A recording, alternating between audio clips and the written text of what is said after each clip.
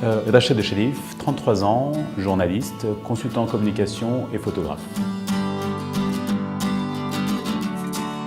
Alors après une scolarité en France, j'ai obtenu un bac à Paris, puis pour des raisons personnelles, je suis arrivé à Tunis, où j'ai fait l'ESC Tunis en obtenant une maîtrise en management et commerce international. Et ensuite, j'ai intégré la vie active, d'abord avec des jobs étudiants pour chercher une certaine autonomie, puis 4 ans passés dans la rédaction web, le web marketing, avant de devenir journaliste, même si j'ai toujours été passionné d'information. Alors c'est en m'impliquant dans la société civile dès 2011 que j'ai eu l'opportunité de devenir journaliste en 2012, d'abord pour le Courrier d'Atlas, avec lequel j'ai traité d'abord des questions de politique, alors politique plutôt internationale. Ensuite, je me suis intéressé à la société civile tunisienne et surtout à la migration, migration en Tunisie, en Méditerranée et un peu tous les mouvements qu'il pouvait y avoir à ce moment-là.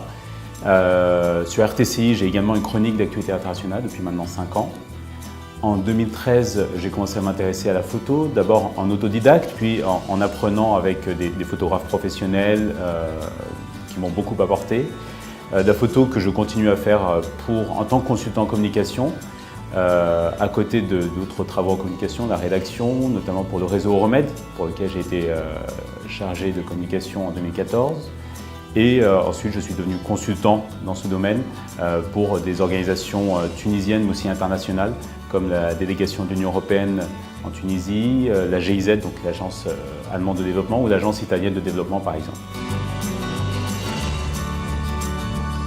En tant que journaliste, j'ai eu l'occasion de beaucoup parcourir la Tunisie, pour laquelle je me suis passionné, puisque j'ai découvert la Tunisie assez tard. Et j'ai aujourd'hui un réseau assez dense qui me permet d'aider les personnes, les organisations que je croise à trouver les bonnes personnes aux bons endroits. Et également, ça me permet de soutenir des initiatives à travers mon travail, des initiatives locales, de jeunes notamment, pour les aider à s'impliquer, à se responsabiliser et avoir une vision eux aussi pour leur pays. Un des pères fondateurs américains disait « Un peuple qui entend se gouverner doit s'armer du pouvoir que procure le savoir ».